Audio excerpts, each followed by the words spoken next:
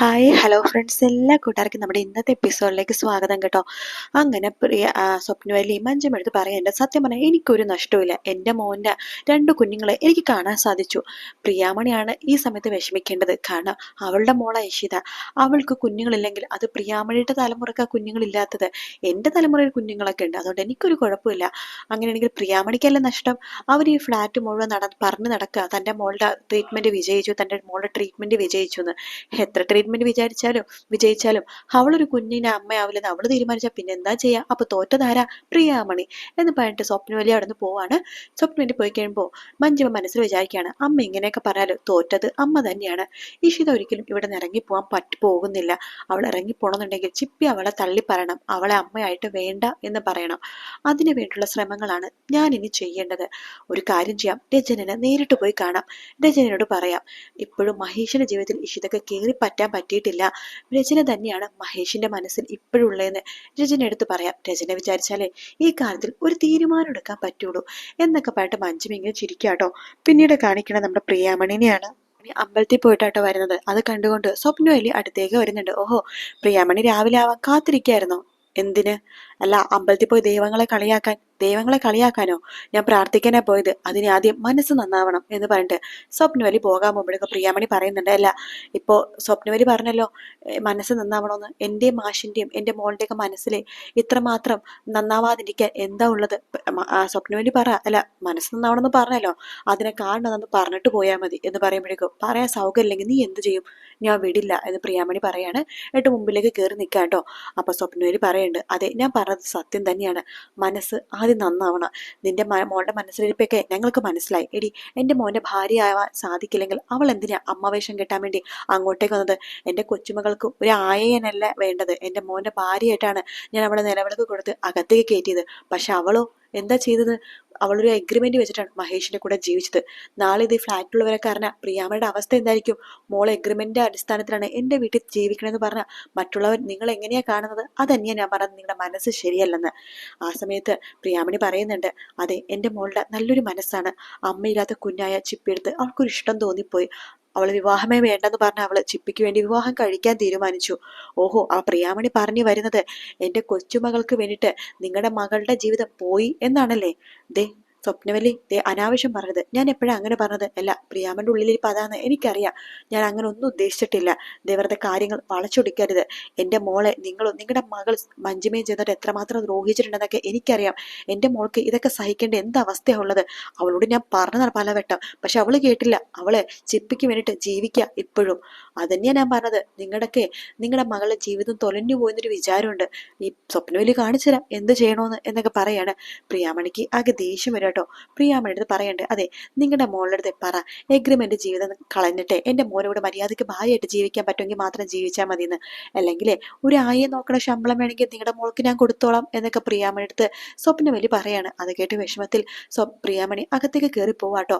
സ്വപ്നവല്ലിയാണെങ്കിൽ മനസ്സിലിങ്ങനെ പറയണ്ട്, എടി പ്രിയാമണി, അങ്ങനെ നിന്റെ മനസ്സിലിരിപ്പ് ഞാൻ മനസ്സിലാക്കി. നിന്റെ മോളുടെ ജീവിതം പാഴായി പോയെന്നുള്ള വിഷമമാണ് നിനക്കല്ലേ, കാണിച്ചു തരാട് നിന്നെ ഞാൻ എന്നൊക്കെ സ്വപ്നവല്ലി മനസ്സിലിങ്ങനെ വിചാരിക്കുന്നുണ്ട് കേട്ടോ. ഒരു ചായ കുടിച്ചിട്ട് ഇങ്ങനെ ആലോചിക്കുകയാണ്, അമ്പലത്തിൽ പോയ പ്രിയാമണി ഇതുവരെ വന്നില്ലല്ലോ എന്നൊക്കെ ഇങ്ങനെ വിചാരിച്ചുകൊണ്ടിരിക്കുന്ന പ്രിയാമണി അങ്ങോട്ടേക്ക് വരുവാണ്. പ്രിയാമണി വരുമ്പോഴേക്കും മാഷ് ചോദിക്കണ്ട, എന്താ പ്രിയാമണി അമ്പലത്തിൽ പോയിട്ട് മുഖം വീർപ്പിച്ചിട്ടല്ലോ വന്നിരിക്കണത്? എല്ലാ കഥ പോയി മാഷെ എന്ന് പറയാണ്. എന്തു പറ്റി? അമ്പലത്തിൽ പോണത് മനസ്സമാധാനത്തിന് വേണ്ടിയിട്ടാണ്. എന്താ മനസ്സമാധാനം പോയോ? അത് പറയുമ്പോഴേക്കും മനസ്സമാധാനം ഉണ്ടായിരുന്നു അമ്പലത്തിൽ പോയപ്പോ, ഇവിടെ വന്നപ്പോ അത് പോയി. എന്തു പറ്റി? ഇവിടെ വരുന്നതിനിടക്ക് ആരെങ്കിലും കണ്ടോ? സംസാരിച്ചോ? ആ, കേറി വന്നപ്പോ തന്നെ സ്വപ്നവല്ലീനെ കണ്ടു. അവര് പറയാ രാവിലെ തന്നെ ഉടുത്തൊരുങ്ങി അമ്പലത്തിലേക്ക് പോയോന്ന് ഒരു കളിയാക്കി ചോദ്യം. ഞാൻ അതിനെ തിരിച്ചു ചോദിച്ചപ്പോഴേ അവരെന്നോട് പറഞ്ഞത് മനസ്സ് ശരിയല്ലാന്ന്. അവര് എൻ്റെ മോളെ വെറും ഒരു വേലക്കാരത്തിയായിട്ടാണ് കാണുന്നത്, ഒരു ആയായിട്ട്. വേണമെങ്കിൽ എൻ്റെ മോൾക്കെ ചിപ്പി മോളെ നോക്കണേന്റെ ശമ്പളം വരെ കൊടുക്കാന്ന് അവരെന്റെ മുഖത്ത് നോക്കി പറഞ്ഞു. പിന്നെ ഞാൻ പറയാത്ത കാര്യങ്ങളൊക്കെ തന്നെ അവര് പറഞ്ഞത്. ഞാൻ വിചാരിച്ചു എന്ന്, പ്രിയ എൻ്റെ മോളുടെ ജീവിതം തകർത്തതിന് കാരണം ചിപ്പിയും അതുപോലെ തന്നെ മഹേഷും ആണെന്നൊക്കെ ഞാൻ പറഞ്ഞു എന്ന രീതിയിലാണ് സ്വപ്നവല്ലി പറഞ്ഞത്. ഞാൻ മനസ്സിൽ പോലും വിചാരിക്കാത്ത കാര്യമാണ് സ്വപ്നവല്ലി പറയണത്. പ്രിയെ, അത് സ്വപ്നവലി പറഞ്ഞ വളരെ തെറ്റ് തന്നെയാണ്. പക്ഷെ ഒരു കാര്യമുണ്ട്, സ്വപ്നവലിക്ക് ആരെക്കുറിച്ച് എന്തും പറയാം. സ്വപ്നവലിയുടെ ക്യാരക്ടർ അങ്ങനെയാണ്. സ്വപ്നയുടെ അടുത്ത് നമ്മൾ മിണ്ടാതിരിക്കണേ നല്ലത്. സ്വപ്നവലിനെ കാണുമ്പോൾ ഒഴിഞ്ഞു മാറിയങ്ങൾ പോകുക, അതാ നല്ലത്. എന്നാലും ഇതിനൊക്കെ അവസരം ഉണ്ടായി കൊടുത്തത് ആരാ? നമ്മുടെ മോളല്ലേ എന്ന് പറയാണ്. ഇനിയിപ്പോ പറഞ്ഞിട്ട് ഒരു കാര്യമില്ല, എല്ലാം കൈവിട്ടു പോയി. ഞാൻ അമ്പലത്തിൽ പോയി പ്രാർത്ഥിക്കണത് എന്റെ മോൾക്ക് വേണ്ടിയിട്ട് മാത്രമല്ല, അവളുടെ ഭർത്താവിന്റെ വീട്ടുകാർക്കും വേണ്ടിയിട്ട് കൂടിയിട്ടാ. അതെങ്ങാനും ഈ സ്വപ്നവലിക്ക് മനസ്സിലാവുന്നുണ്ടോ മാഷെ? പ്രിയാമണി, നിന്റെ മനസ്സിലെ നന്മയൊന്നും സ്വപ്നവലി ഒരു കാലത്ത് മനസ്സിലാക്കാൻ പോകുന്നില്ല.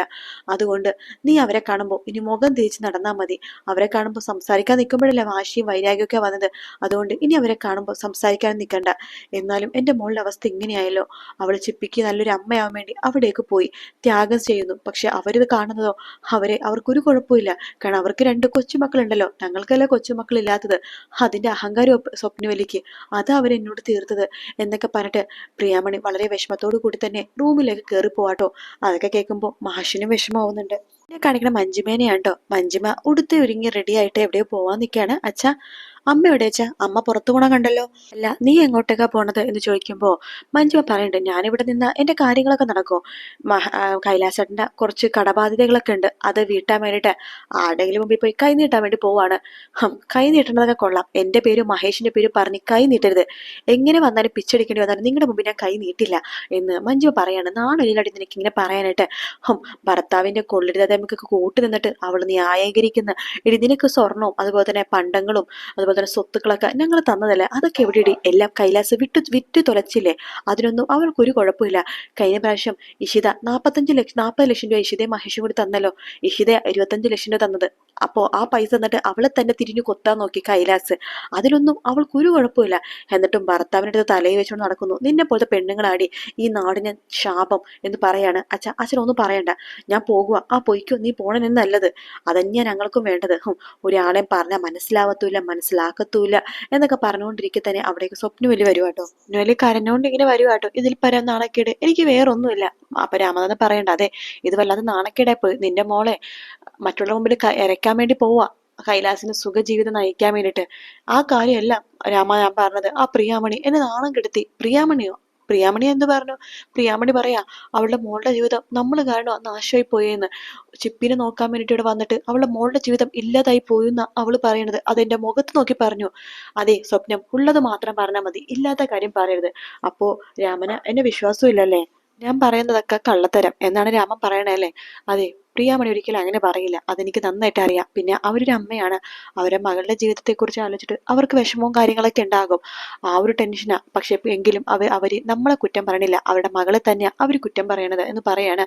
അതുകൊണ്ട് സ്വപ്നം എന്തൊക്കെ വിചാരിച്ചാലും ഞാൻ ഈ കാര്യം ചോദിക്കാൻ വേണ്ടി അങ്ങോട്ടേക്ക് പോവില്ല എന്ന് രാമനാഥൻ പറയാണ്. സ്വപ്നവലി പറഞ്ഞു, എനിക്ക് വേണ്ടി ചോദിക്കാനും പറയാനും ആരുമില്ലല്ലോ എന്നൊക്കെ പറഞ്ഞിട്ട് സ്വപ്നവലിയും അകത്തേക്ക് കയറി പോവാട്ടോ. മഞ്ജിമ പറയുന്നുണ്ട് രാമനാഥൻ, അച്ഛൻ അനുഭവിച്ചു, അമ്മയ്ക്ക് പെട്ടെന്നൊന്നും ഇതിന് വിഷമം മാറത്തില്ല. എന്തായാലും ഇതിന്റെ പേരിൽ ഒരുപാട് പ്രശ്നങ്ങൾ ഇനി ഉണ്ടാവാൻ പോകുന്നേ ഉള്ളൂ. ഞാൻ പോകുക എന്ന് പറഞ്ഞിട്ട് മഞ്ജു അവിടെ നിന്ന് പോവാട്ടോ. രാമനാഥൻ ആകെ എന്ത് ചെയ്യണമെന്ന് അറിയാണ്ട് ഒറ്റക്ക് നിൽക്കുവാണ്. കാണിക്കണ ചിപ്പീനെയാട്ടോ. ചിപ്പീനെ ഇഷിത ഒരുക്കിക്കൊണ്ടിരിക്കുകയാണ്. അപ്പോഴേക്കും മഹേഷ് വരുന്നുണ്ട്. ഇതുവരെ ഒരുക്കം കഴിഞ്ഞില്ലേ? കണ്ടില്ലേ ഡാഡി? അമ്മ എടുത്ത് പറ മതിയെന്ന്. ദേ കഴിഞ്ഞു എന്ന് പറഞ്ഞ പൗഡർ ഇട്ട് കൊടുക്കാണ്. ചിപ്പി പറയാൻ ചോദിക്കുന്നുണ്ട്, ഡാഡി എന്നെ കാണാൻ എങ്ങനെയുണ്ട്? എന്റെ ചിപ്പി മോള് ചിപ്പി അല്ലേ, സ്വർണ്ണ ചിപ്പി, സൂപ്പർ ആയിട്ടുണ്ട്. ഇത് ഞാൻ അമ്മേനെ ഒരുക്കട്ടെ എന്ന് പറഞ്ഞിട്ട് ചിപ്പി കുറച്ച് പൗഡർ എടുത്തിട്ട് ഇഷിത മുഖത്തും തേക്കുവാട്ടോ. ശേഷം ഇഷിത ഇപ്പൊ എങ്ങനെയുണ്ടെന്ന് ചോദിക്കുമ്പോൾ കൊള്ളാം എന്ന് പറയാണ്. ശേഷം നമ്മുടെ മഹേഷ് പറയണ്ട, അമ്മയും മോളും ഒരുങ്ങി, അപ്പൊ എന്നെ ആരും ഒരുക്കുന്നില്ലേ, എനിക്ക് ഒരുങ്ങണ്ടേ എന്ന് പറയുമ്പോഴേക്കും ഇഷിത പറയണ്ട, പിന്നെ തീർച്ചയായിട്ടും ഒരുങ്ങണം. കാരണം അച്ഛന്മാരായാലാണ് നന്നായിട്ട് ഒരുങ്ങേണ്ടത്, അല്ലെങ്കിൽ അങ്കിൾ വിളി കേൾക്കേണ്ടി വരും എന്ന് പറയുമ്പോൾ മഹേഷ് ചിരിക്കാട്ടോ. അതെ, എനിക്ക് പോകാൻ സമയമായി, അമ്മേ ദേ ഡാഡിനെ ഒരുക്കണം കേട്ടോ എന്ന് പറഞ്ഞിട്ട് ചിപ്പി അവിടുന്ന് പോവുകയാണ്. മഹേഷ് പറയുന്നുണ്ട്, മോളൊരു ഡ്യൂട്ടി ഏൽപ്പിച്ചതല്ലേ, താൻ വേണമെങ്കിൽ ഞാൻ ഒരുക്കി തന്നാൽ ഞാൻ ആ കോലത്തിൽ വേണമെങ്കിൽ ഓഫീസിൽ പോകാം. അപ്പോൾ ഞാൻ എങ്ങനെ ഒരുക്കിയാലും മഹേഷ് ആ കോലത്തിൽ ഓഫീസിൽ പോകുമല്ലോ, എങ്കിലേ കണ്ണടക്കി എന്ന് പറയാണ്. ഇവിടുന്ന് കടന്നു കളയാനാണോ? അല്ല, കണ്ണടക്ക് മഹേഷ് എന്ന് പറയാണ്. അങ്ങനെ മഹേഷ് കണ്ണടക്കുമ്പോൾ ഇഷിത ഒരു ചെറിയൊരു കൺമഷി എടുത്തുകൊണ്ട് വന്നിട്ട് മഹേഷിന്റെ മുഖത്ത് ഒരു ഡോട്ട് ഇട്ട് കൊടുക്കുക കേട്ടോ. രണ്ട് കണ്ണ് തുറന്ന് കണ്ണാടിയിലേക്ക് നോക്കിക്കെന്ന് പറയുമ്പോൾ മഹേഷ്, അയ്യേ ഇതെന്തായി കാണിച്ചു ചേക്കണത്? ഈ മുഖത്തിന് ചെയ്യാൻ ഇത് മാത്രമേ ബാക്കിയുള്ളൂ, അത്രയ്ക്ക് സുന്ദരനല്ലേ, ആരും കണ്ണിടാതെ നോക്കണമല്ലോ എന്ന് പറയാണ്. അത് കേൾക്കും മഹേഷിന് ചിരി വരാണ്. മഹേഷ് ഇഷിതയുടെ മുഖത്തും ഇഷിത മഹേഷിന്റെ മുഖത്ത് നോക്കുന്ന ഭാഗത്തോടെയാട്ടോ എപ്പിസോഡ് തീരുന്നത്. നാളത്തെ പ്രൊമോയിൽ കാണിക്കുന്നത് ഇതേ മഹേഷും ഭക്ഷണം കഴിക്കണ സമയം സമയത്ത് രാമനാഥൻ പറയുന്നുണ്ട് സ്വപ്നവേലിയും പ്രിയാമണിയും തമ്മിൽ ഇന്ന് കുറച്ചൊരു ഒരസി എന്ന് പറയാണ്. അതിനുശേഷം ഇഷിതയും മഹേഷും ഓഫീസിലേക്ക് പോണ സമയത്ത് മഹേഷ് ഇഷിതടുത്ത് പറയുന്നുണ്ട് രണ്ടുപേരും ഭയങ്കര വാശിക്കാണല്ലാടോ. എൻ്റെ അമ്മ ഇങ്ങനെയൊന്നും ആയിരുന്നില്ല മഹേഷ്, എല്ലാത്തിനും കാരണം ഞാൻ തന്നെയാണ് എന്ന് ഇഷിത സ്വയം പഴിചാരുവാണ്. അതിനുശേഷമാണെങ്കിൽ മഞ്ജുമ നേരെ രചനനെ കാണാൻ വേണ്ടി പോയിരിക്കുകയാണ്. രചന അടുത്ത് പറയുന്നുണ്ട് ഇഷിതയും മഹേഷും ഭാര്യ ഭർത്താക്കന്മാരായിട്ടല്ല ജീവിക്കുന്നത്. ഇഷിതേന മഹേഷ് അവൻ്റെ കുഞ്ഞിനെ നോക്കാൻ ഒരു അമ്മയായിട്ട് മാത്രമേ കാണുന്നുള്ളൂ അവളെ, വേറൊരു ബന്ധവും അവർ തമ്മിലില്ല എന്നൊക്കെ പറയുമ്പോൾ രചനയൊക്കെ വീണ്ടും മഹേഷിലേക്ക് ഒരു അടുപ്പം തോന്നുന്ന ഭാഗമായിട്ട് പ്രൊമോയിൽ കാണിച്ചത്. വീഡിയോ ഇഷ്ടപ്പെട്ടാൽ ലൈക്ക് ചെയ്യുക, സബ്സ്ക്രൈബ് ചെയ്യുക, കമൻറ്റ് ചെയ്യുക. മറ്റൊരു വീഡിയോ കാണാം. Take care, bye bye.